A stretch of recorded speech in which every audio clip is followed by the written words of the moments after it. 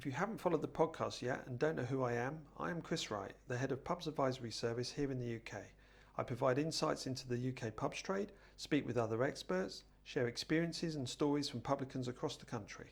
Along the way, exploring different pubs, how they are run, and speaking with the operators.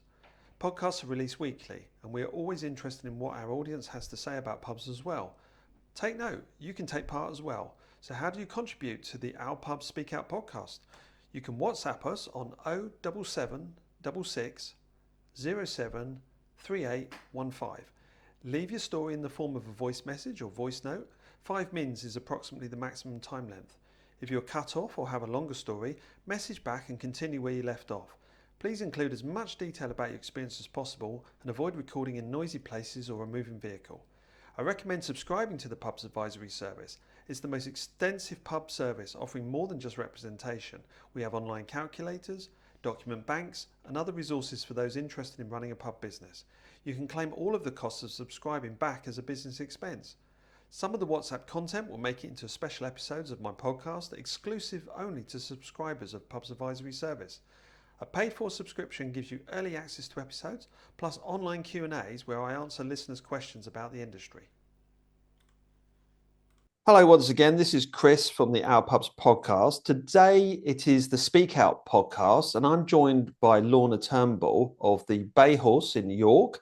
Lorna has kindly agreed to come onto the show and tell us about a terrible event. Lorna, your pub caught fire. When was this? Certainly did. April 11th, to be precise. Now, to be clear, the whole pub didn't burn down, just some of it. Just give us a description. So we were at work, me and my partner's the chef, the landlady, went to work, everything was fine, locking the pub up, all the fire alarm system went off, and there was a roaring fire in my domestic quarters, my personal flat. By the sounds of it, it looks like it's been a short circuit on an air fryer, of all things. Right. So one of the kitchen products that you've bought catches fire spontaneously. Yeah. You say you were locking up, so you don't live on site. You've got domestic quarters. You just don't use them. Is that right? Oh, no, I actually used them. Yeah, I was just locking the pub up. Oh, I see. All right. So you were planning on staying that night. Yeah, you weren't off elsewhere. Yeah, planning on staying. Blimey. So this is on the first floor. Where is it? Where's it in the building exactly? So ground floor is pub, Yep. middle floor is letting rooms, second floor, should I say, is the domestic quarters. So did you have anyone staying with you, like letting one of the Yeah, rooms? yeah, Yeah. yeah. We had 4 rooms and 3 of them were taken. What time of the day was this? Uh, 11 o'clock. 11 o'clock. So what alerted you to it? Did the smoke alarm go off or was it something else? Yeah, smoke alarm, fire panel, tells you where the fire is, and it said landlord's flat. Hey So ho, the you're thing under was there. extreme stress at this point. What did you do? You try to put it out yourself? Did you just call the fire brigade or was that automatically happening anyway? Yeah. My partner ran upstairs. He managed to extinguish some of it. He was covered head to foot in black smoke. The guys we have a pizza parlor next door. They ran in because all the smoke was bellowing out the windows. It was terrible. In the meantime, I sort of took on the role of getting everyone else who was staying with us out the building, Hmm. in the rooms. That was difficult. Some of them didn't want to leave. No. It So was with the alarms blaring, you banging on the door saying you've got to get out, they were just staying in their room. Yeah, absolutely. Yeah, absolutely. Oh my goodness. I was met with a couple of expletives, to be precise, of people who were just more annoyed that they'd paid money to stay somewhere, and hey ho, they may not be able to because it was on fire. Incredible. So I assume you eventually got everyone out. You did a head count. You accounted for everyone, yeah? Yeah, And then the yeah, fire brigade was in attendance and everything kind of patted down for the night, I guess. absolutely. Yeah, So absolutely. so was the building unsecure at this point in the sense that had windows fallen out into the street or anything like that? Or was it just So heavy smoke damage? heavy smoke damage, and obviously the kitchen was melted. The kitchen was melted. So what, the worktops, the cabinets, all of that sort of stuff, right? Exactly. Okay. exactly. And so here you are, it's now what, midnight? Is it? It's gone midnight. You're standing with the pub. What actions were you taking at this point? Were you calling your insurers? Were you trying to give the guests free drinks, or what was happening? So for a good 45 minutes, perhaps, we all had to stay outside the building while the fire brigade got on with their job. Me and my partner, we were put into an ambulance to be checked over because we had some smoke inhalation. Mm, Um, from then, once we'd sort of got, well, he went to hospital, I got the okay kind of thing. I then had to deal with the guests. So I dealt with the police and the guests. The fire officer came back down the stairs. He said, look, your guests can stay. It is isolated. There is damage to the second floor, the domestic quarters, of course, okay. but the first floor fire alarms are in use and working. They may stay overnight to prevent any further inconvenience. But after that, it's kind of a case of kick them out in the morning and you're going to have to deal with the further effects. Now, this was a Friday night when it happened. Mm, We tend to be fully booked virtually all year round, Friday, Saturdays, with us having the location that we do in York. yeah. So I literally spent the best part of a full late night, early morning, not only pretty traumatized because we'd lost the cat, we couldn't find it. Oh no. The End pub cat. up. Yeah. Yeah, the pub cat.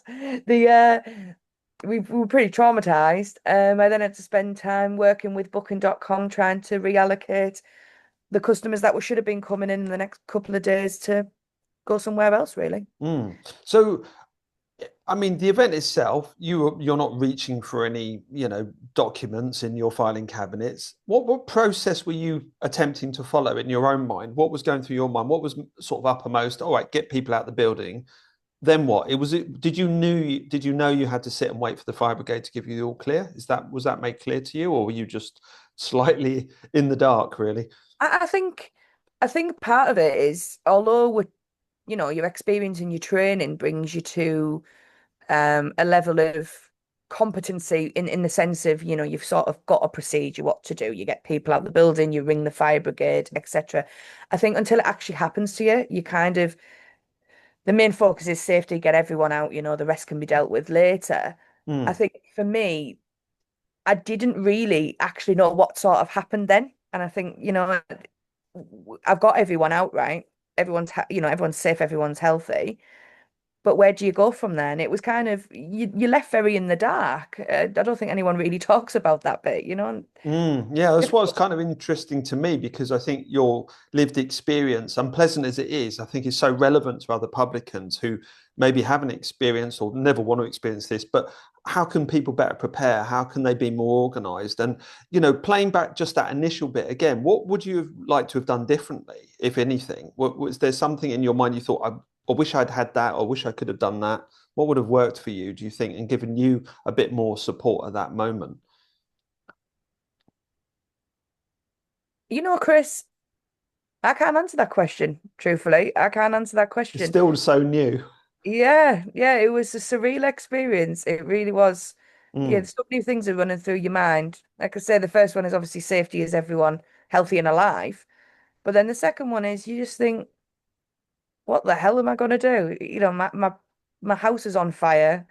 My building could be affected at that initial period. Has it spread, to the lower levels, etc.? How much damage is there going to be? What do I do with these 8 people who've paid X, £100 a night to stay here? What do I do with them? Where do mm. I go? Where does my family go? Yeah, I honestly think until you've experienced that, and I wouldn't wish it upon anyone else, and I hope I never experience it again, you haven't got a clue. Right. Well, it's fair, and I think that's something maybe we can explore in another podcast. Maybe have you back in again to work through this a bit deeper and understand as an extra, really, to what we're discussing today. To maybe sort of think about ways in which publicans can be really better prepared, so it's less of a cliff edge, less of a Yeah. big unknown for them. So, okay, you've got this situation. I mean, did you lose confidence in the building? Did you worry about going back in and think what else is going to catch fire? Did you understand the cause of the fire? Was that made clear at that time? Yeah, so the initial At the very beginning, when the firefighters go in and they put everything out, um, the boss, I have no idea what these people are called, the firefighting boss, he The had chief everything fire put officer, down. probably. Yeah, that one, That firefighter. guy. Yeah. Yeah, Or that woman. fella. You know, the Yeah. important guy. He said to me, "Look, I've had a look. It is what it is. It looks like it's been a short circuit on an air fryer, I believe it was. So yeah, difficult is the phrase you're looking for. It was a difficult process, and as I say, you're sort of in the dark a little bit all the way through it, and that makes it more difficult to Mm. really get your head around.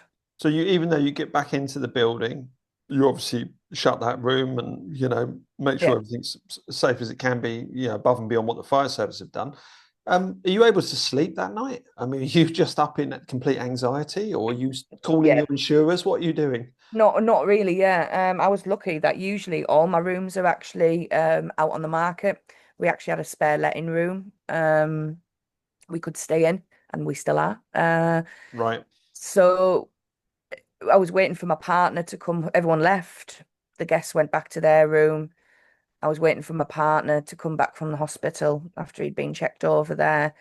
And I made a start with relocating my guests that were due in for the next few days, couple of weeks with Booking.com. Um, So logistically, you start, as you say, telling people they literally, can't come, we're going to cancel your yeah. booking. We found you something else. I didn't realize is that actually something you were doing above and beyond, or would you have just normally, I don't know what's expected there. Are people expected to go and find their own accommodation, or you're just trying to be helpful? Is that what you're trying So to when do? you work with Booking.com, I can't speak for the other Yeah, platforms platform. that are available. Mhm. When you work with Booking.com, if something does happen in your property, a leak, a fire, an overbooking, and a mistake, you can give the client, the customer, the option of either take the full refund or they can intervene and find them somewhere else to stay, really, Oh, okay. at Fine, the fine. cost of the publican. Yes, so Yeah. there's a bit of a process or utility within Booking.com to allow that to happen. I didn't know that's a thing, so that's really Yeah, yeah. interesting to learn. As you say, other platforms may vary, but at least at Booking.com there's a procedure there, and it's probably was it easy to navigate? Was it like just pick it up and it worked, or No, it very, very. wasn't easy? No, it's very, very, very difficult. Mm. Um, one of the main things is it seems there's a lack of communication through the online portal that we work on, every day, and the customer services over the phone. So you're supposed to do everything through this portal. However, if there's an emergency and you need to sort of, get this done immediately, not within the next 2, 3, 4 days, Yes, gotta call them. yeah. And that department doesn't really speak to the other department. And on top of that, Booking.com is probably one of the biggest platforms, hotelier platforms in the world, if not the biggest. Mm. Trying to get through to somebody, um, Somebody human. so yeah, exactly, it's challenging. And when So, you're so so this adds to your stress. I mean, I'm thinking you're under extreme stress. You've had a very stressful event. Okay, great. You can get back in the building. Great, you got a bed for the night. yeah, Um, have you ticked the box that the pub can open tomorrow? I mean, the rooms no, but can the pub open and trade? Is that fine with you? You're happy with that, or you're not sure? no, I took the decision to close because quite a few of the fire extinguishers were used in order to put this out. And as you can imagine, as people, my partner ran into the building, and the pizza parlor guys, who were great guys, came to Mm. help. They also grabbed a fire extinguisher that, anything they could find, kind of thing, closest. To help fight fire. Yeah. Mm. Exactly. And I was quite aware then that there was not enough fire extinguishers on each level of the building in order to comply with fire reg. So yeah, so suddenly, so the sheer act of fighting this fire, doing the right thing, preventing massive damage to the building beyond this kitchen, has actually meant you're now non-compliant. So you Yeah. can't open. Right, fine, ex- got that. So you were able to make that decision quite simply and easily, or was it something you suddenly occurred to you in the small hours? I mean, how quick were you in that position to do No, that? it was through the night. It was, through the small hours of the morning. It was through the night. And I just thought, hang on a minute, if I'm going to open this downstairs, there was not just the firefighting equipment that was lacking. It was also the fact that the fire alarm may have been damaged because of the amount of soot that goes into the Oh, of course, right. So, lounges. so this smoke had travelled up and down the building. It had It was mostly contained to to the upper upper. level where the domestic quarters were. That's true. Yeah. However, I am not an expert enough to say where any electrics damaged, where any the fire alarm The system is consumer board, working maybe, properly. etc. Yeah. Exactly. And So I there was a lot of other checks that were occurring in your mind as part of this process. You're working out and you're thinking, hey, 100%, might have to get a sparks in, might have to get a fire alarm guy in, blah, blah, 100%. blah. Fine. Okay. So you're ticking off all these boxes and you're saying then you've got this stress of trying to rebook people, which is an obligation on you using the booking.com platform. But the platform is so difficult to navigate at this point when Yeah. you just need something simple. Yeah, so, absolutely. so that process is also stressing you out. Fine. In the morning, do you do bed and breakfast? I mean, well, how does it work with the guests, or do they just Oh, we're just room only. So your room money? Okay, so I they got up go in and the get their own. morning, made Yeah. my apologies, that kind of thing. They went about the way. I said, look, I will get in contact afterwards. I just Mm. need a couple of days now, I've got quite a bit of work to do. And then we move on to contacting the insurance and the landlord. The insurance and the land. Yes, that's right. So let's make this clear. You lease your pub from Stonegate. Yes. That's correct. Yeah. Yeah, so you've been a lessee there from Stonegate. So you have an obligation under your agreement to inform them because you're obviously going to make an insurance claim. And they obviously want to know about these things as well. It's their building, if you like. So bricks and mortar, you contact Stonegate. Are they even open at the weekend? Could they take your call? Yeah, there's an emergency contact line. The lady or the gentleman, I can't remember who it was, who I spoke to, gave me an email address I had to then go into the flat, which was difficult because that also still smells very heavily of smoke. And Mm. it's also a little bit emotional, right? Because It's it's my trauma. home, There's some trauma in there. exactly. Yeah. Yeah. And take photographs of it and send it over to them, and they can start the ball sort of rolling with the building's insurance claim. Okay. So you've informed them. Did you have to send them some pictures? Was that the Yeah, yeah. purpose of the so they Photographs. wanted some kind of evidence up front so they could assess as well from it. Yeah. Were they promising to send anyone round from Stonegate like straight away or So this would have been Saturday. yeah. No. Right. I didn't hear anything, but please don't quote me as such, but I don't believe I heard anything till late Saturday afternoon, and they came out to visit me. That was an area manager, two area managers on Monday morning. So that's a good quick response. I think that's reasonable. Sounds reasonable. Was their response what they did on the Monday? Was it useful, or did you find it caused more problems? I mean, how did it work? You're dealing with your landlord. Are they helping, or is it confusing and you're not sure? The landlord on basic terms was quite supportive. They were quite understanding the position I was in. I asked them, can I open this building? They said not until the sparks have been in and X, Y, and Z have been in to Hmm. ensure that it's safe, basically. I Okay. said, right, okay. So there was a meeting of minds over the closure. So your landlord knows you're not open for trade. Absolutely understood that. Um, and and what did you expect from that meeting? Did you have any idea what was going to happen, or was this all completely fresh to you? There was no process that was given to you. There was nothing you were following at this point. Your landlord was going to turn up. You didn't know what they were going to say, I assume. Yeah, pretty much. Yeah. I mean, I had never been in that position before. Mm. The first thing to address was the closure of the pub, which we did Yep. address, and they were in agreement that safety, none of us around that table could decide whether things were safe in the building. Yep. Um, they then told me that another part of Stonegate would come out and assess, for want of a better word, the damages, electricals, fire alarms, and I was to expect them in the next few days, which did happen. Did And you in pay that, for that that? was it. Was that service charged to you, or was the landlord providing it free of charge? How did that work? So the building's insurance claim was charged to me, and it was £1,000 Right. Okay. excess. There's an excess. So you pay, so the excess is billed, yeah, and that invokes everything else. So there was no further invoicing from them for these people coming around and doing all these checks or anything like that. No, that was it. Yeah, that was Fine. it. So that did that run really smoothly? Did they all turn up It, on time and did everything and you were fully informed, yeah? it did for the most part. It did for the most part. So The initial investigations, I believe the electricians did have some work to do to Mm. make it safe, whatever phrase you want to use there. And then we sort of had another meeting because essentially the home was it is uninhabitable, and we needed to get our heads together to think, right, what do we need? Well, we needed a new kitchen. There was also extensive smoke damage. It needed cleaning, it needed redecorating, it needed new carpets. And this, So well, I'm not going to say this is a minor fire, right? It's a no, fire, but it's yeah, contained to one room in the building. But the yeah, effects are enough to basically stop the room side of the business from trading at all, literally. But yeah, it's more than that, isn't it? Because the building is quite integrated. So if that doesn't work upstairs, it's not going to work downstairs. Yeah. 100%, Right.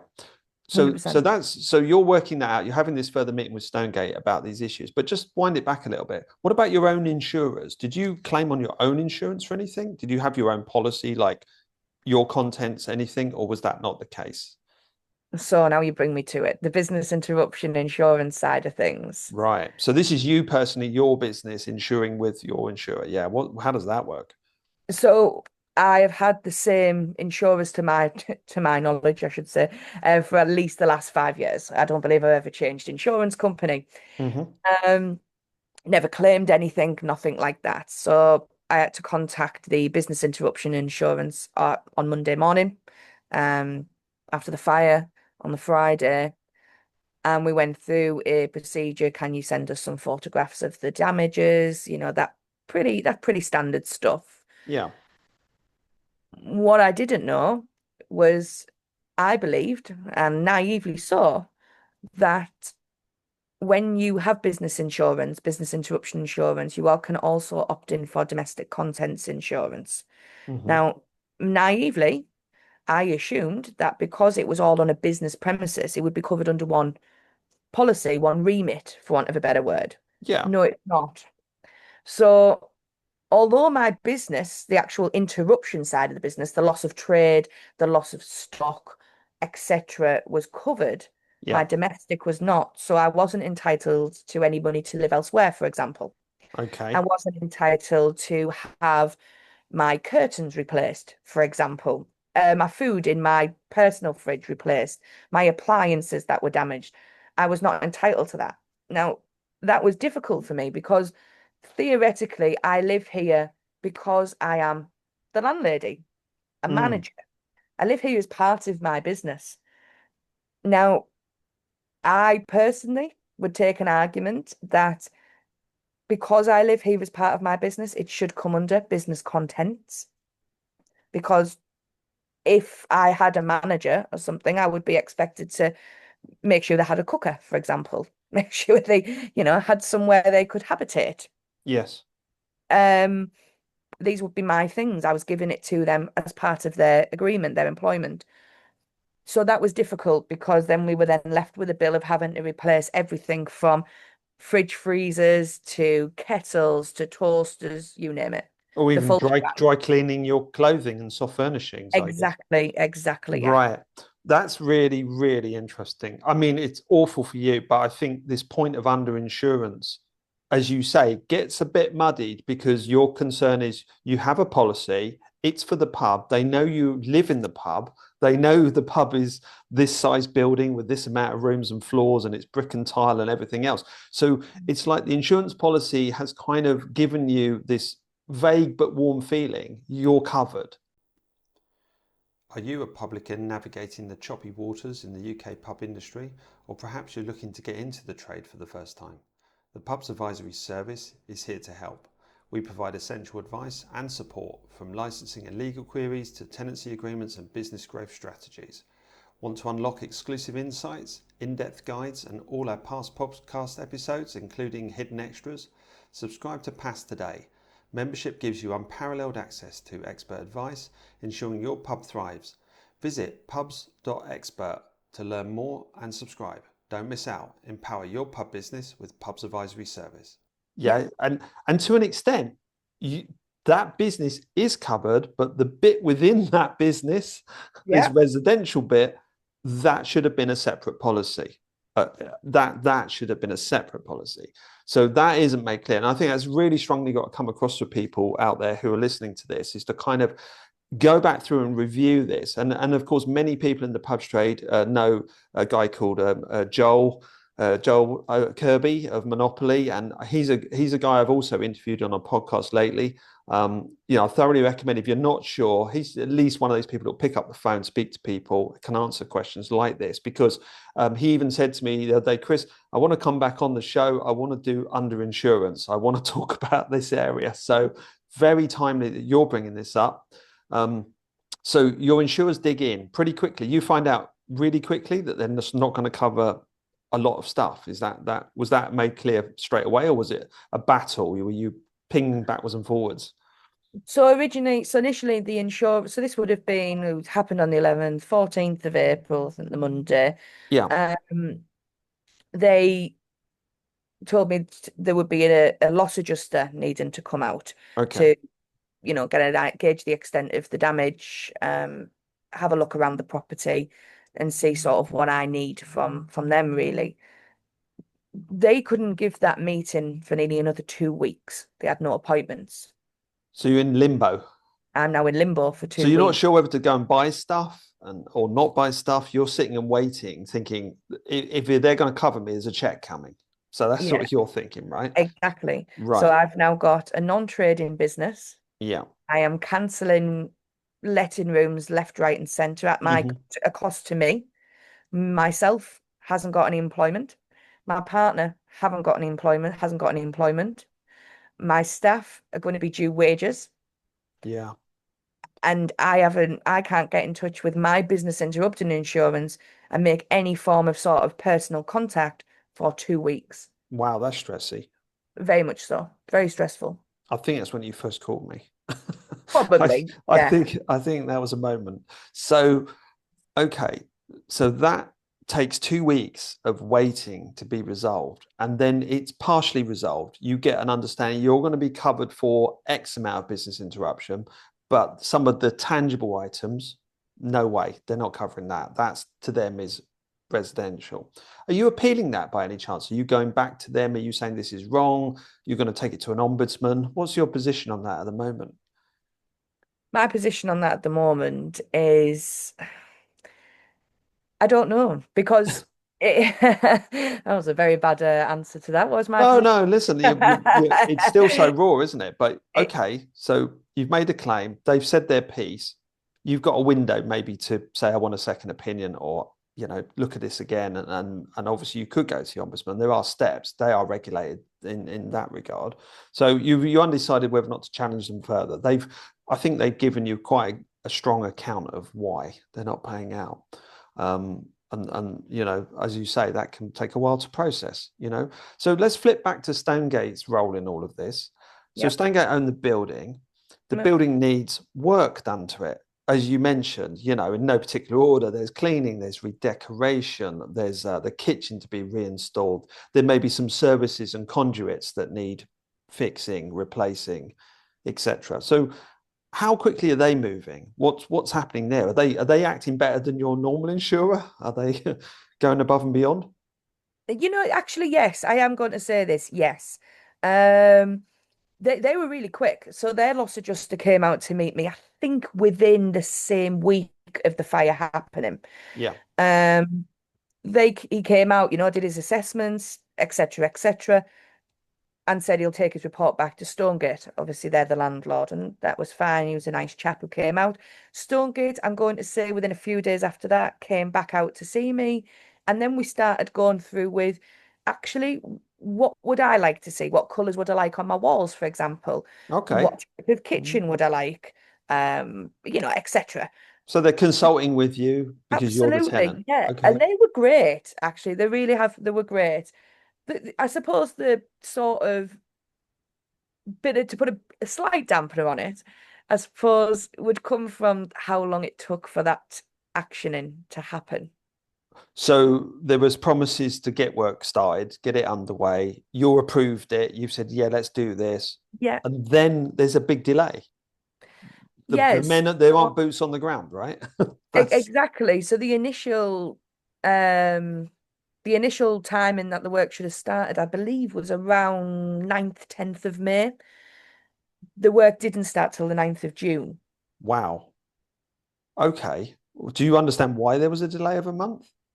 I don't know that. I don't know. You haven't got to the bottom of that.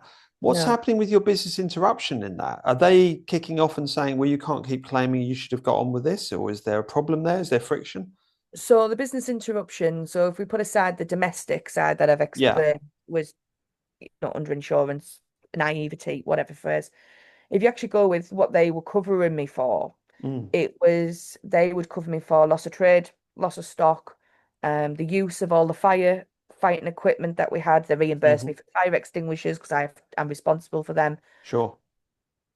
Now, the business interruption insurance, when the loss adjuster came out 2 weeks post fire, I said, look, how does this work? Because at the moment I'm going to need some money. I haven't even got an income now.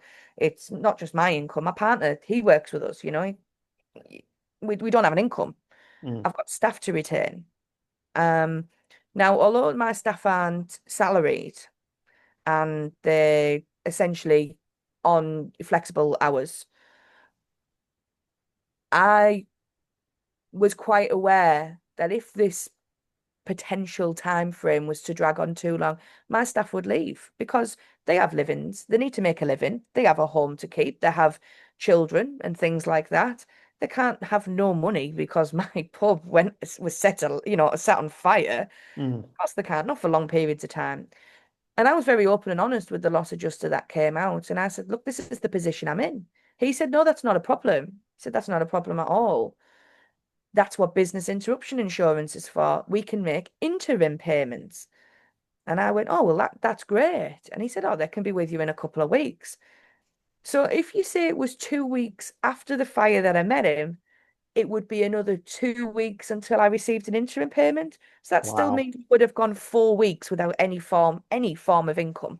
Sure. So you're expected to hedge or cover a Correct. 4 week non-trading period Correct. before you get back. I guess their payout was still within their what their policy states. I'm assuming even the interim payment was within 30 days. So I'm not sure what your policy cover says about that, but I I'm don't aware know that off the top of my head, but what I do know is I didn't receive any money. And the money that I did receive yeah. was grossly under accounted, if that's the phrase to use. So I it don't know. literally just disappeared the moment it hit your account. It was just not enough. Yeah. Oh, literally. And I didn't receive that until the very end of May. So what was your expectation? What were you expecting to get? Can you kind of contextualize it? Were you expecting to get 20 grand hit your account or So my first interim payment, because as you can imagine, I had gas bills still to pay, yeah, electric bills, water bills. I was trying to retain my staff. business You rates? know, Yeah. oh yeah, well, exactly. All these different things. People, when you're in a home and something happens, you want to go on holiday or whatever, you can just put a little, you've got one of these prepayment meters, so to speak, for the house, and you can easily put 30 quid on for gas and electric a week and everything's fine. We Mm. don't work like that. We're on commercial rates. So just me having a light on is probably double, per unit as to Mm. what a domestic property would. So we can't just allow for 40 quid a week because there's only me and him who are living in the flat and making a cup of tea or something. It's kind of it's much bigger.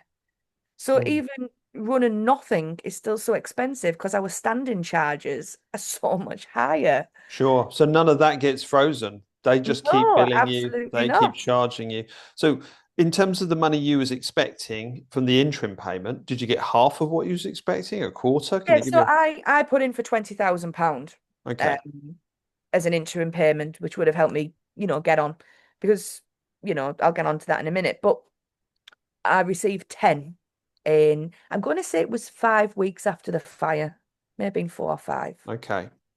Oh Okay. no, Not what you expected at all. You expected more money earlier, and it was it was actually actually longer than that, actually, Chris. The fire happened on the 11th, and I didn't receive the first payment till I believe the 1st of June. okay. So nearly what, 6, 7 weeks? Six, 7 weeks, This sorry. is something really to highlight for people. How long is it going to take to get some interim payment? All right, so you get an interim payment. In that intervening period, what you're just I don't suppose you're robbing Pete to pay Paul. You're just saying to everyone, I haven't got anything, we're closed. Is that was that your sort of flat policy, your response to everybody? Pretty much. A lot of savings were used. A lot of Okay. savings were used. Personal savings, business savings were used. Hmm. Um, and it was hard. I couldn't even, I didn't even have a home. It's not as if I could just kind of go home and relax. I didn't have a home. I'm living in a bedroom, me, my partner, and the cat, sorry, should I say. Hmm. And that's Oh, the it. cat came back. Well, that's a good thing. Yeah, well, yeah, we found the cat in the end. It managed to come back and we found it eating its dinner. There you go. Good. Well, that's the one good silver lining to this. So as you say, so the cash flow that's insurable is becomes a crisis now because you're not getting anything that you expected. I mean, here we are, we're chatting today. It's the first week of July.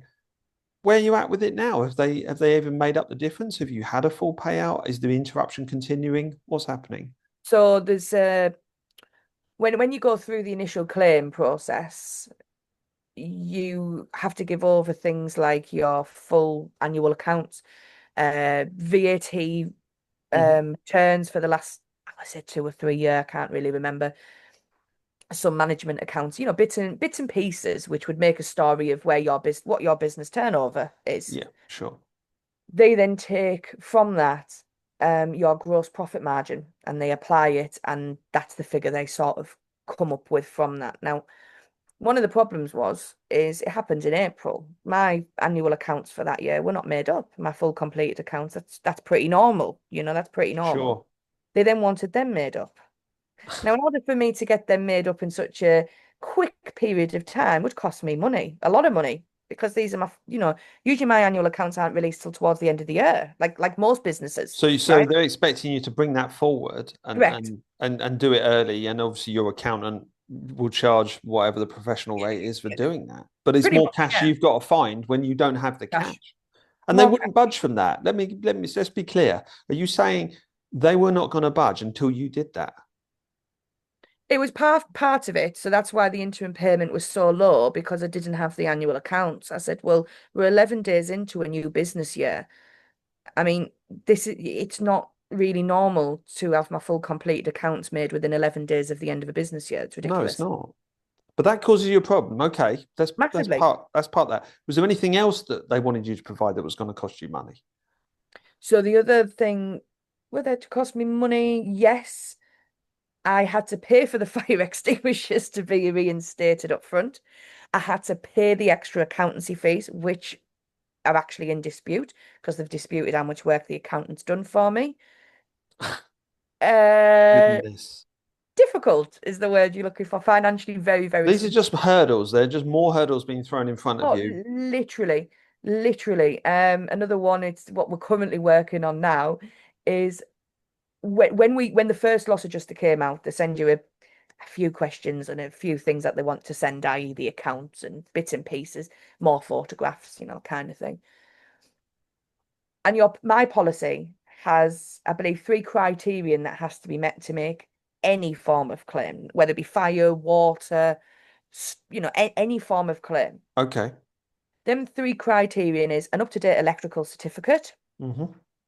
chimney sweeping, Okay. and venting and ducting in a commercial kitchen and Yeah, annual the clean extraction. it Yeah. exactly every year.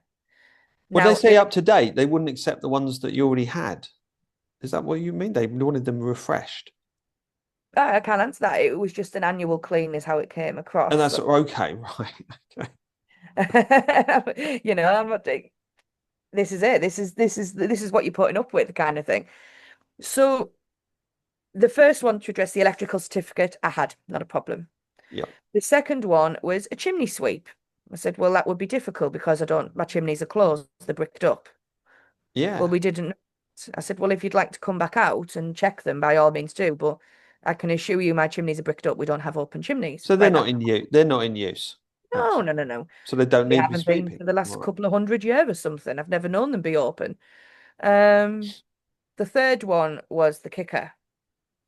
So the commercial kitchen. Now, the commercial kitchen was due a professional clean in the April. As you can imagine, when the place went up in smoke, I couldn't trade. Things weren't safe. We couldn't have certain contractors coming in on site because it hadn't been classed as, passed as safe, if that's the phrase to use. Sure. Because Yeah. it took me nearly a month to get to a point where we could say the downstairs was 100% completely safe. Mm. I couldn't have this work go ahead. The other part is why I couldn't have the work go ahead, truthfully, is because I didn't have the 350 odd pounds spare To get the and pay cleaning. for it to be done now because I was This not is another. This is a catch 22, isn't it? Okay. exactly. So there's a number of catch 22s to this claiming to this business interruption. And so did you have you begged, borrowed, and stole the money and done it now, or is it still in dispute? So when I got the go ahead that people can start coming in and doing the works, um, that was fine. That part was cool. However, I still had no money because at the time I reopened on the 12th of May. I didn't receive any money till that nigh on the 1st of June. I And then it didn't, wasn't enough. and then it wasn't enough. Yeah, exactly. Yeah.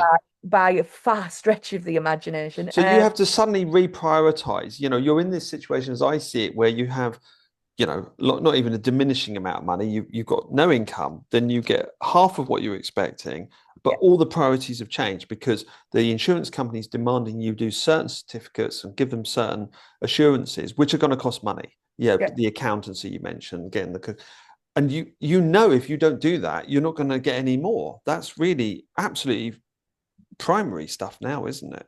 yeah, Um, yeah. and it was So completely unexpected, as you say. It it, doesn't appear until you're in this process, you're making this claim. And that's why yeah, I'm indebted to you coming on and explaining this, because I think publicans around the country, they're not expecting to have fires. I get that. But they happen every year, catastrophically for some pubs. We know they burn to the ground. But, you know, here you are with a small fire. It's a modest thing. It's not a big thing. And shocking as it was, you've overcome the shock. But then mm, the further shocks to your business have come from what seems like very innocuous processes and little things. And that's what's been knocking you and knocking you. So to bring it up here, like we said, we're now in July. They've continued to kind of throw these hurdles under your feet. Are you open? Are you trading now? so the pub was trading from the 12th of May. Now, just the wet, the Just downstairs, wet and just wet, food. wet food. So Um, you could do both, right? Great. Yeah. letting rooms, which make up roughly 25 to 30% of my business, are still now off the market and will be for at least the next week to a week and a half. That's because works is still ongoing. There was damage to the letting rooms from the water, which had come through the ceiling. Of course. The hallway, we have, it's literally one staircase, and then the letting rooms come off there, off the hallway. That all the walls and things were damaged from the fire hoses that were taken upstairs. Hmm. On top of that, we've then had, not just the sort of soot and things that have come off the firemen's shoes. We've had builders going up and down every day for the last 3 weeks, and they haven't put anything on the ground. So my carpets are ingrained with crap. To put Yeah, it yeah. quietly. Gyp So I have rock to and wait till next well, week to have the carpets cleaned. It goes on and on and on. part of your business is still closed, right? And that's, as you said, that's a chunky bit of business that does a good bit of sales for you. Is that the insurance company complaining about that? Are they saying you should have been open? You should have got there quicker, or are they? No, no, they're No. not. They're complaining that I haven't had the annual cleaning thing done. And I actually said I'm actually having it done today. I've already rescheduled it, but this is when the guy could come out and get it done, right? So there's not Hmm. really much I can do, but it is rescheduled. So they've threatened to cancel the policy altogether. Wow. Oh, I really? So there's a real Yeah. red line of developing Oh here. yeah, massively. I've Over just the cleaning. Let me just get this straight. They're just threatening to cancel your policy over the cleaning. Yeah. correct, God. correct. All right. So Carry in on. the 3 month period, I think with three, April, May, June, July, yeah, 3 months, I have received £10,000. Now, in perspective, my B&B last month lost £12,000 just on my, well, I say B&B, but rooms, letting rooms lost £12,000 without the pub. So let's try and encapsulate this into the good, bad, and the ugly. This Yeah. is an unpleasant event. What's the good thing that's come out of it? I got a lovely kitchen. And a new air fryer. And yeah, no, I'm not buying one of them You're not again. buying one of Yeah, those again. no. Fine. Actually, did you check? Was there any known faults with that brand? Was there an No, issue it there? was. We think it's the air fryer or the toaster. We couldn't quite Oh, decide. there was such a mess there. You Yeah, it can't. was just all Oh. melted. Okay, so the There's good no is you hope have for it. a new kitchen in a color of your choice. That much is understood, right? Um, what's the bad that kind of, and then we can get to the ugly. I think I know the ugly already, but on the bad, the things that, let's say it's you and you didn't do things properly. So bad is what you underinsured, you Yeah, found out, right? yeah. So there's a bad bit there for you. Was there anything else you kind of consider you wish you had done differently or better, in the contact phase or any of the phases that you think there's something to be learned there? I should have done X. That would have helped me.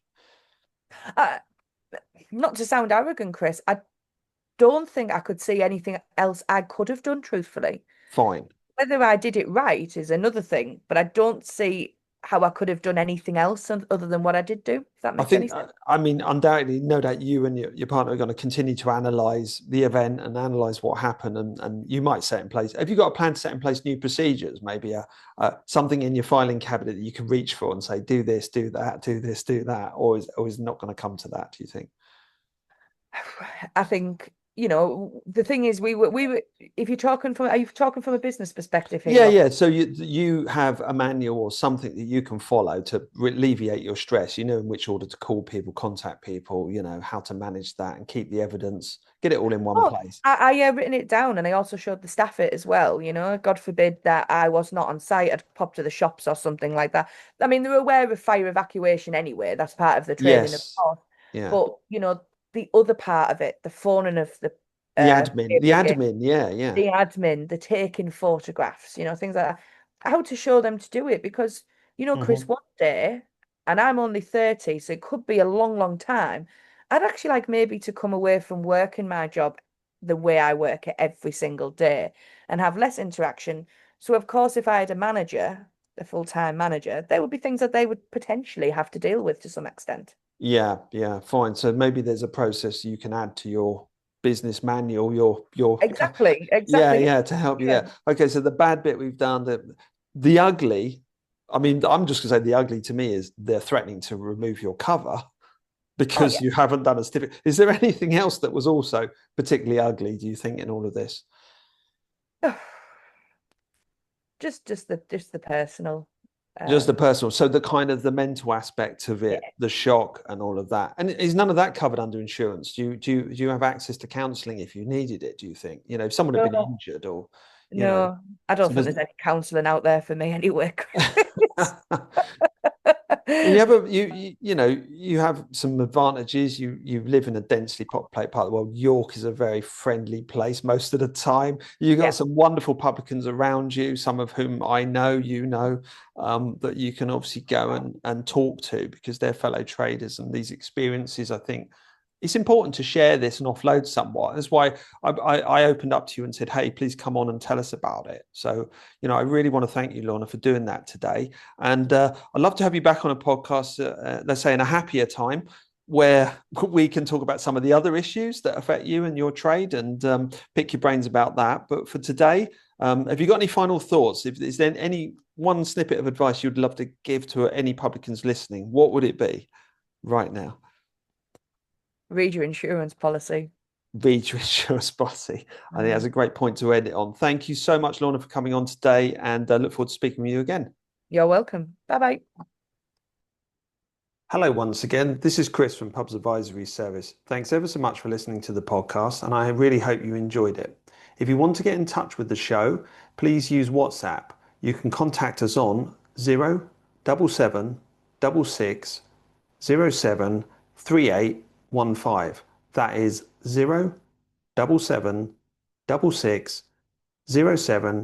07766073815. You'll also find this number in the links and on our webpage, pubs.expert/podcast. Thanks again.